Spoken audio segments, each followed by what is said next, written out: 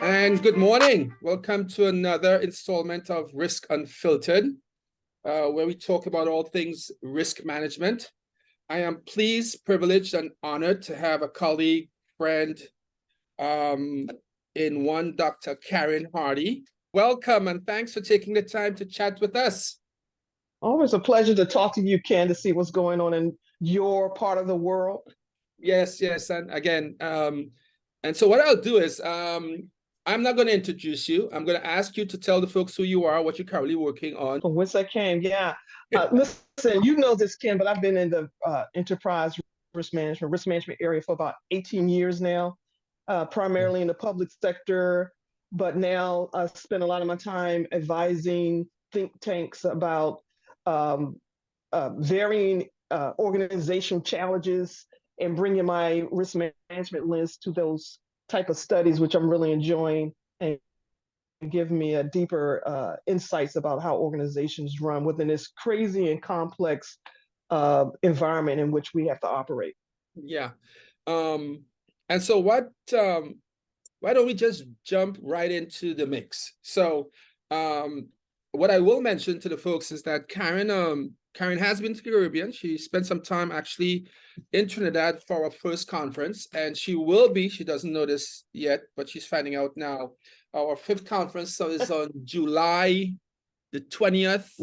Karen will be one of the speakers. So Karen, you need to blog that out. Thank July you, Ken. 20th, 2023. Oh, by the way, you guys may know, Karen is a producer as well. Karen, maybe you should mention the fact that you won like 5 Emmys, I think. Yeah. It's 4 Emmys, and it was Four. for a documentary that really focused on the risk of PTSD for military veterans and how they actually use canines to help reacclimate themselves after war, Right. as a result of the trauma of war. I like this film because it really takes an inside look about their daily life and what it takes for them to reacclimate. So it's a risk-based type of documentary and won 4 Emmy Awards. I'm really proud of it. It could be seen on Amazon Prime. It's the Canine for Warriors story, a new leash on life, and it's really a heartfelt documentary and piece of work I'm really proud of. Yeah, and I encourage folks to look at it because I have seen it. So we have in our midst not just a risk practitioner, we have an author, Emmy Award winner 4 times, and of course a lecturer. So let's jump in. So Karen, you are currently in DC. I'm in Florida as we tape this podcast, and there's much brouhaha with respect to the banking industry, not just in the US, but its impact globally. So without getting into the weeds of it, pretty much most of us will know what would have happened. But give us your take on, or your sense of what may have gone wrong. And again, we have not gone in and we're not looking at the books of these entities, but from the reports that we would have read, and I've spent a lot of time and I've written some emails about it. What's your take on what's going on? And then further to that, what do you see, if any, the impact to the Caribbean region? Well, on a world view, you watch what's happening in one country and wonder, is that an emerging risk for our country, right? Right. So I think as risk professionals, that's what we do. What's emerging in one country? Is that possible? Is that likely to happen where we are? And do we have the infrastructure and anything in common whereby that's a realistic thing to worry about? In terms of the banking piece, now, I know that you have a background in some level of banking. And I actually worked at Citibank for 4 years in the consumer banking market. And this is my take on a recent event with SVB specifically. First of all, coming from a consumer banking, I think people need to understand the full narrative of what happened. People jump to conclusions. It's in the news, so there's a lot of narratives from the media about it. But this coming from bank, I think people need to know that they're looking for a place to blame, right? And I think it's important to understand who all the actors are within this scenario. You not only have the leadership of the bank, you have the external leadership of the Federal Reserve Board and those Right. external oversight bodies, and then you also have the consumer. So there's Right. plenty of blame to go around. In that, first of all, let's talk about the bank itself, just the business model of the bank, be invested in a very risky sector, which is technology. There will be fluctuations, right? And just in the nature of banking, interest rate risk is real. You have Right. to, be diverse in your investments. So we all know that banks take the deposits and they take those portfolios of those deposits and they reinvest it in the market. This particular bank invested specifically in technology. So the risk is there in terms Yeah. of, not spreading things across many baskets, right? Broad. Don't put your eggs in baskets. In So the one back. risk of that type of, yeah, of what But happened was very, very high. right. So the Wall Street Journal yesterday had an article, and this is now right into your and my space in with respect to enterprise risk management and maybe operational risk management as a subset of that, where the Wall Street Journal said this was primarily, and I'm paraphrasing here. Actually, I sent an email out this morning with that these institutions need to focus as much on non-financial risks as they do on financial risks. And that literally hit home for me, because I know of institutions, financial institutions, that says, okay, once our books are in order, we're good. But there are so many external risks or non-financial risks that can impact an organization, and not enough focus is being placed on that. And personally, as a risk practitioner, I have found that to be the case. So let's dive into the space of enterprise risk management as a non-financial risk mitigating technique to what's going on. So how do we then, Kate, and we're not casting a wide net here, because some institutions are probably better at it than others. But if hindsight is 2020, all of the major banks have been found wanting for various number of reasons. Failure, Citibank failure for effective risk management, 400 million, a year or so ago. Then we have now FSB. What are we missing? So if we sit back, if you are asked to go into these institutions, let's forget their ledgers and their balance sheets for a second. What would Karen Hardy, as a risk practitioner for 18 years or so, will focus on? And again, we are not soliciting any advice. This is us as risk practitioners having a conversation. What would you do? Yeah. What would you do? This conversation is hindsight, which is the problem. Yeah. Okay. Exactly. We're having another hindsight question. There's a whole lot of things we can look at, Ken. First of all, we look at internal accountability within the organization. Okay. The commitment of the leadership in terms of oversight. Employing the right leadership, like not having the chief risk officer who's responsible for having that role within the organization. But one thing that bothers me is the model, the business model itself, which is not, that has nothing to do with the market. You can look at any organization's model and see where the vulnerabilities and weaknesses are. If you start from that, then you automatically will see there's some inherent risk in the model that we decide to take on. And I really feel strongly about that. Again, if you focus on one industry, it's not always going to be an up industry. There's going to be some down periods, and then there's going to be some very extreme instances, right? So the first thing is to have that, to go in and have that conversation about the structure and the accountability within that organization. And then the other thing that gets, because I don't think it's one answer, because there's more than one actor involved here. Right. You have these external bodies. I don't know what the bank examiners looked at when it was time to look at that organization. Maybe the bank examiners are too thinly focused on the financial side.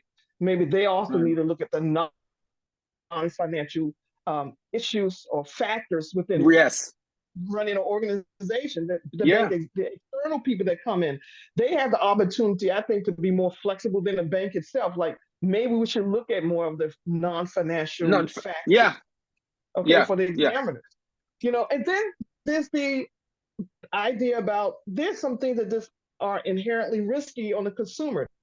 They need to have more risk intelligence. When you go into a bank, especially in the US, there's a big FDIC sticker on the bank door. Yeah. And when you sign and open up your accounts, there's a statement that says, hey, you're insured to this amount. And a lot of those Yeah. account holders have more than exceeded the amount of the insurable amount Right. that they were guaranteed as a result of being a customer. So there's plenty of things to look at, but in Right. terms of your question, for the organization itself, it may be uh, I would say it could be a symptom of something a lot more deeper within an organization. I mean, in terms of W- their ability to be upfront and honest about how they operate the bank Great. itself. And to that point, staying with the Wall Street Journal article, they also said, and I totally agree with this because, especially if we now take it and move what's happening now and put it as an emerging risk to the Caribbean institutions. One of the failures identified, well, I shouldn't say failures. One observation made by the Wall Street Journal is that the composition of the boards of many of these institutions lack risk management expertise or intelligence. And so there are a bunch of accountants and lawyers, the construct of the board. And I could suggest to you without fear of contradiction, bringing it home to the Caribbean, that compositions of boards lack folks with risk management or risk intelligence. And I'm not just focusing, Yeah. obviously, I'm not speaking to financial risk because that's where the accountants and they bring to bear. So what are your thoughts on that? Have you seen that in your Well, movement you can through? Yeah. you can find I've seen that in public sector and government Yeah. Yeah. agencies. Yeah. Like a lot of time we have political appointees that come in. They don't necessarily have any type of risk intelligence sometimes, Mm, right? Or risk awareness about especially right. how it works within the context of the industry that you're working in, like public sector agencies. So it's just not Right. about banks, but indeed, when those new leaders come in, they have to be trained on the awareness and the importance of having on integrated risk management within an organization, because when you don't, who's minding the store, who's checking Right.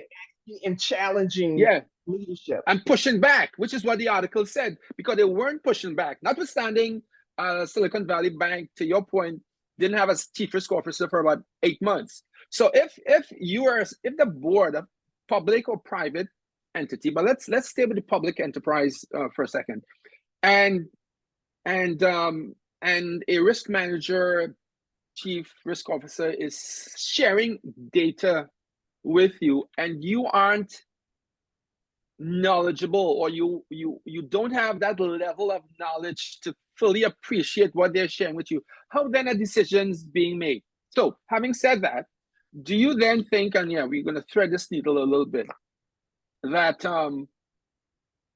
that coming out of this brouhaha, this crisis of some folks are calling it I don't know, regulatory failure or management failure, but risk management failure, that board education or edification around the risk management space needs to be enhanced? Would that be a recommendation from Karen Hardy? Yes, it would be a recommendation, because I don't think education hurts. I don't think Right. having more information about how things work, especially in the risk management realm, would be something that's not beneficial to an organization. But the thing is, again, even if you have a chief risk officer, right?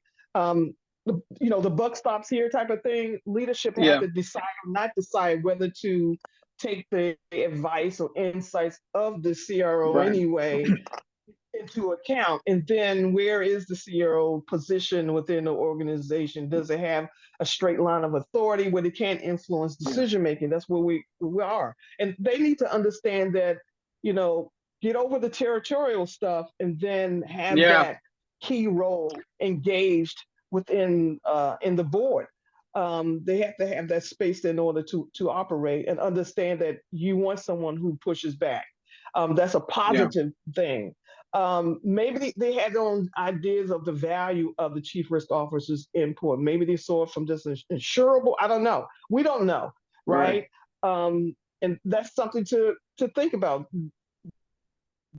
Do the leaders value risk management information as an asset, as something, as a plus up for the Yeah, organization, or just something else to do? yeah. And so that's a nice segue into this other topic. What do you see as the future of what we do? So if we think of and this is one of my favorite go-to topics, the conversation around the role of behavioral science in risk management, the role of AI in risk management going forward, where we have a number of institutions, Fortune 100 companies, hiring behavioral scientists and anthropologists now to help them manage the people risk element. So what does Karen Hardy see as the future of our bread and butter, our practice of risk management? Where do you see that going? What needs to happen that may not be happening now, from your perspective? I think from what I've been hearing is that having the chief risk officer in a solid position within an organization, not to be the one, it goes back to the old tune, not to be the one entirely responsible for managing all the risk, but a strong presence within the organization to help influence decisions where risk is can have an impact. I understand the behavioral part too, because Right, people manage risk based on the way they behave and how they perceive it, right? right, You don't necessarily have to be a behavioral scientist to do risk management. right, Okay. right. Um, I don't think that's what people are thinking. I just think that people are starting to understand that the human factor in an organization, especially in the leadership suite, plays a key It's role. critical. And people Yeah, have certain their own biases, perspectives of what risk is, or what could be a possible tragic risk, or may not be. People have different right. perspectives on what it is, right? Some people are very risk averse and others are not. You can have a mixed group of personalities within a setting, and depending on who has the influence and the authority, Yeah. that can, I mean, we're really going down to the nth degree here. Yeah, But yeah, we all are. of those little And yeah, differences. yeah. But it makes it that can contribute to the risk profiling of any institution. I intentionally brought up the behavioral aspect because and again bringing it back to the Caribbean. Um I read something about a week ago where, and actually it was in The Economist, I think, up here, that says female leaders make better decision makers around risk than male leaders because they don't have some of those, I don't know, my words, high testosterone levels. And so what are your thoughts around that? Being a female leader I yourself, saw that too. does does gender I think we just read the just same thing. gender does gender matter? That's a whole different conversation, Ken. And No, but we can spend a I whole told you we go off script of time. So does gender, from perspective wise, does that help influence decision making? I not based on my limited understanding and review of the literature on that, I would say Yeah, it's worth noting that I think gender may have an influence of how successful organizations are run, right, right, or how they perform, and I think that's a worthy area to look at. Okay, right. I don't know what the gender mix was within this particular, within the bank itself. Interesting. Right, I'm not right, aware. right, I'm not aware if that is even an issue. Don't know. right. But I mean, now you're getting to diversity and all that other stuff Yeah, in terms of return on investment by having a diverse group of thinking within the organization, and women may manage differently than men. I've seen studies about that, but I don't have enough information right now to say, yeah, that's definitely mm, the problem with a lot of organizations. Well, no, so I agree with that. So one of the so when I'm asked, okay, if you're brought into an entity to look at or say design and develop and implement an enterprise risk management, where do you start? And to your earlier point about leadership, I say I start with the people because they are the decision makers, and in the people are the executives and the leaders, and the greatest risk.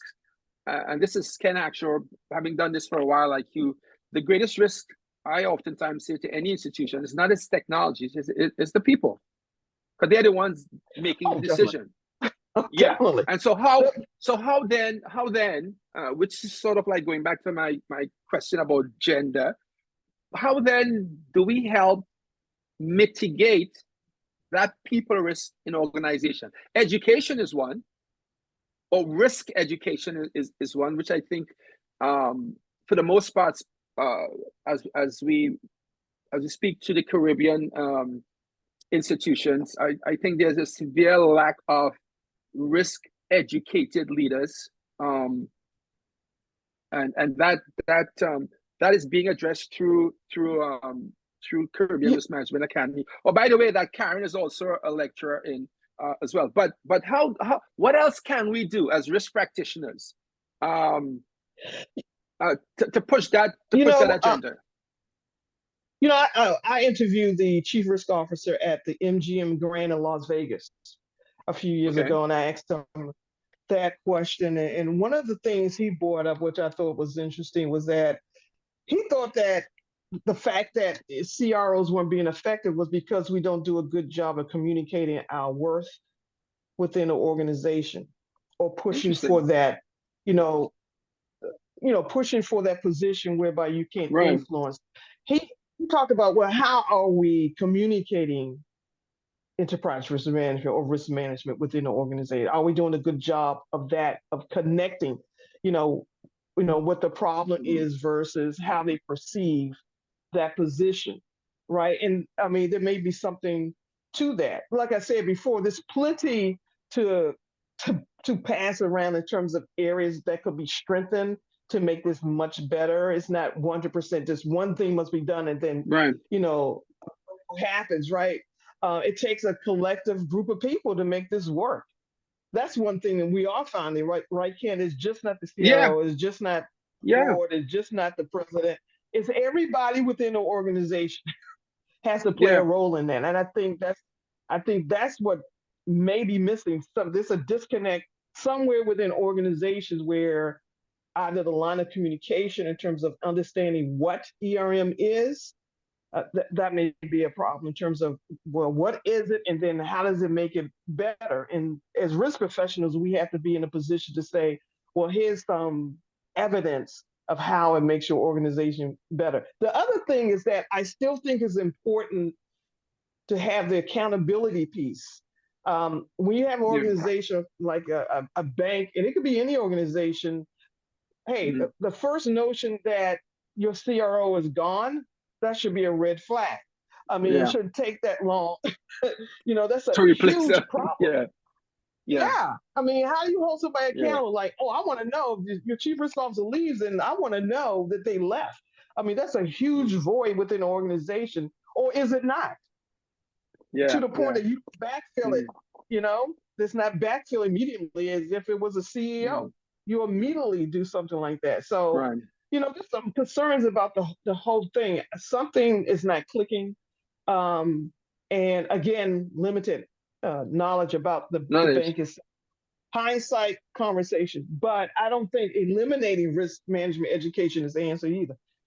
Right. Or not having it more robust. So we to use the terms, that military term that everybody is using now, volatile, uncertain, complex, ambiguous, this old VUCA conversation. Actually, Yeah. I pulled another. Oh, by the way, the theme of the conference, the first two words is Caribbean polycrises.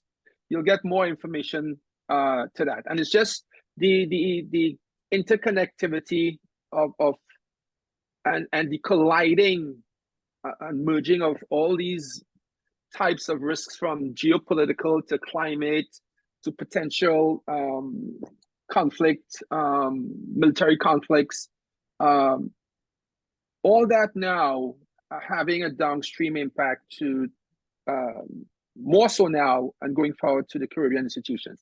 So let's take it to your second home in the Caribbean there. Yeah. So so one of the challenges that I have through Caribbean Risk Management Academy is raising the risk intelligence quotient of decision makers. And as of yesterday, I was approached by an institution in Barbados, headquartered in Barbados, but has Caribbean-wide exposure to do some training for their leaders in enterprise risk management, to review their existing risk registers and to guide them along that COSO or ISO 31005. That's great. The question that I oftentimes walk away with after these conversations is, why now? So you would know, because you have been part of this knocking on door for many, many years. Why does it take, and again, I'm part of Risks Unfiltered, to speak to the unfiltered is pushing the envelope. Why does it take, and you mentioned dinosaurs earlier, so I'm going to piggyback on that. Why does it take an extinction level event,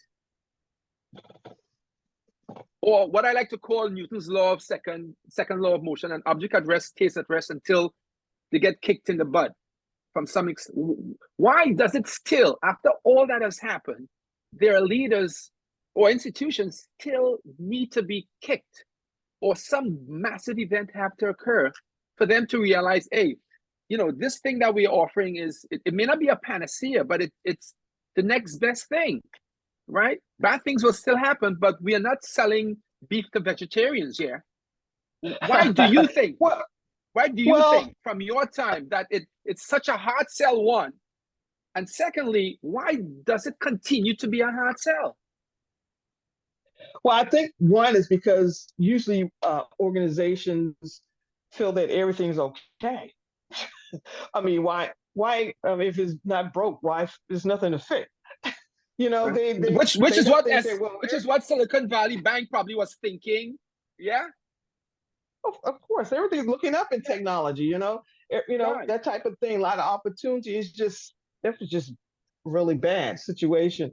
But a lot of organizations that I've worked with, they have that initial thought of, well, things are going pretty good now. We haven't had any SVB, incidents with us or what have you. Everything's been going well. We've been doing this, doing that. And it's always that right now mindset versus future looking, emerging type of risk. So I ran into that a lot. And my response has been, well, you need to think about what's emerging and those things that simmering you may not know of. And those are the things that catch you by surprise. But so a lot of them are just comfortable in their skin where they are right now because there's no evidence of anything going wrong. So if nothing's going wrong there, everything's going right. So why do I need this, right? Why do I need to add this cost, right, to our organization? It's just another cost for us, right? Another level of effort for us. So that's always the challenge, people comfortable with that. And then and then for those organizations that, like you said, you started to get some traction and interest from other organizations within the Caribbean, and now they want it, and you ask, well, why now? And listening to the answer is very important. Okay, understanding what that response is very, very important, because either lets you know that there's going to be they in it for the long game or for a short fix. You have to determine what that is. So does that then fall back to going back to your interview with the MGM head there? Does that then mean that we have to be better risk management salespeople, along with being risk managers as well? Do we own some responsibility there? And I really don't know the answer, because what CRMA, and you know this well, I mean, we have the enterprise risk management certificate that we're doing through KVIL. That is gaining real traction because folks are walking away I'll give you a good example. There was, in the last cohort, there was a university lecturer, PhD in economics, that did the program. Now she is an evangelist for ERM. I mean, literally an evangelist for ERM. So much so that I created a module and she built the content around the role of enterprise risk management in the macro economy. And it was so well received, right? So she's literally a convert. So and so that's one way of reaching decision makers. But if we aren't invited into your home, we can't come, obviously. So I know you have your podcast you do, and you have Flip the Risk, and you're also an author or a publisher around the risk management. Do we need to be doing more of that? I mean, what are we not doing as risk practitioners to get the word out? But what more can we do? I don't think there's more we can. I think we need to keep doing. I think we need to keep the consistency up, right? Pushing for our presence, right? Demanding that we be in decision-making environments. I think we keep pushing what we already know that we need to do. There's some organizations that will be receptive and you're showing success of that. And then there's others that just not ready for it. You have to move on from those. I wouldn't spend my time on those organizations who don't get it. I mean, that's a lot of energy to be expending. But focus on those organizations that do get it, okay, that is somewhat on their radar. Those are the best candidates anyway. So that would be, I mean, that's what I've done is even in working with agencies, is that you don't spend a lot of time with those folks who need a briefcase, but with those who already have one, because they already know the value of having one. Yeah. So it's basically separating at some point in time the believers from the non-believers, the goat from the sheep.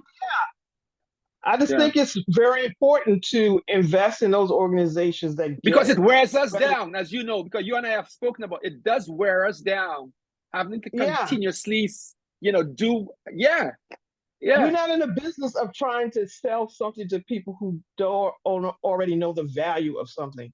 I mean, even in a sales model, you wouldn't do that. You usually sell to someone who is already invested to some extent in it, or some version of it, and they already have that, exposure to how important it is. And I believe there's plenty of organizations out there who want it, and they're looking for people like us. It's just a matter of connecting those organizations. Yeah. So before I switch topic, what if, and let's take it to the Caribbean.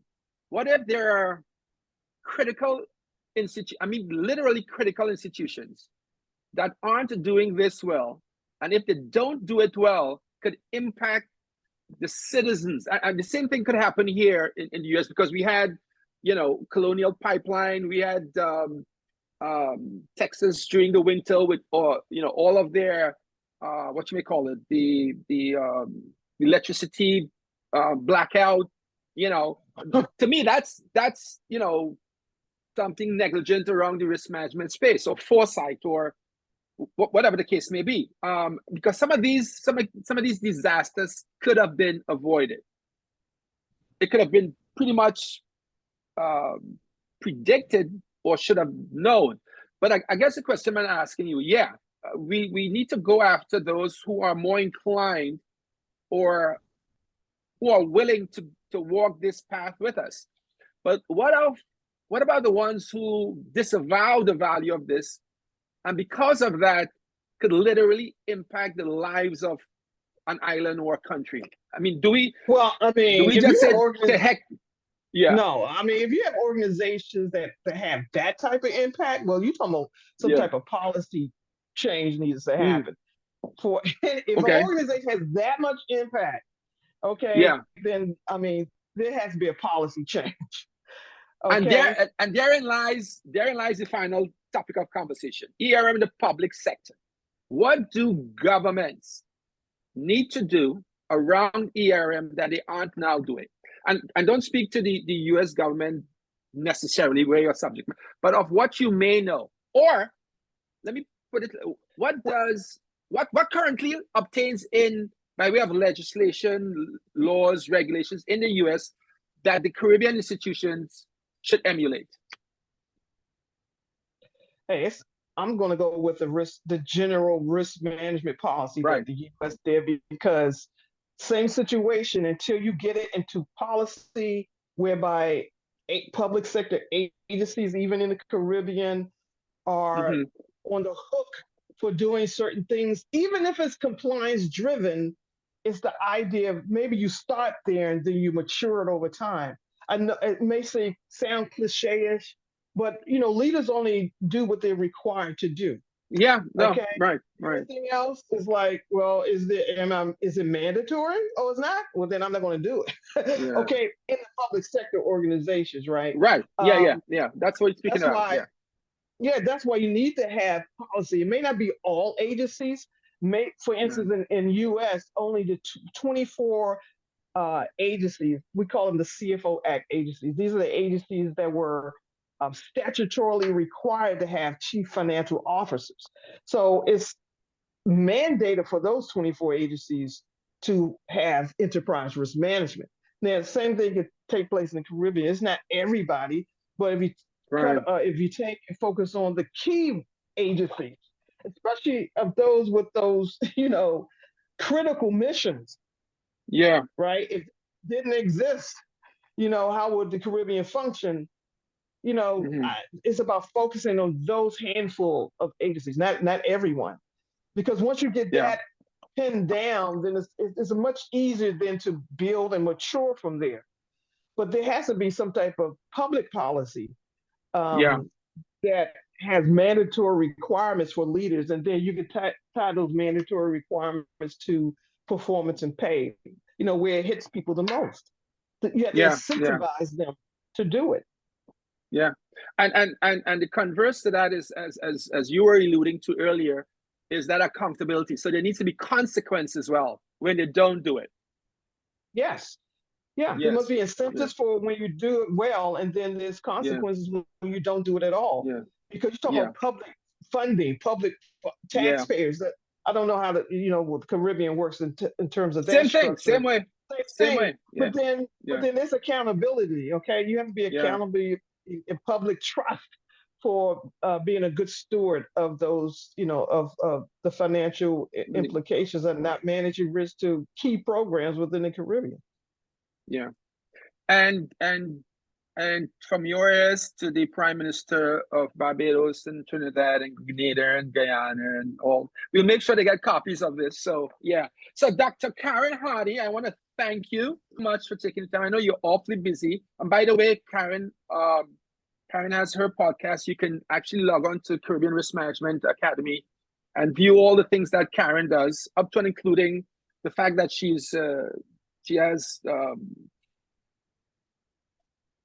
produces, I should say, or allows for the production or printing of books around risk management. So she's doing everything in the risk management space that needs to be done to push the envelope. And I am so much of a follower of what she has been doing and how she does it.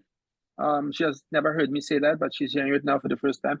And Karen also is the most recent fellowship. Where's that thing? I'm not seeing it on your wall of the Caribbean Risk Management Academy.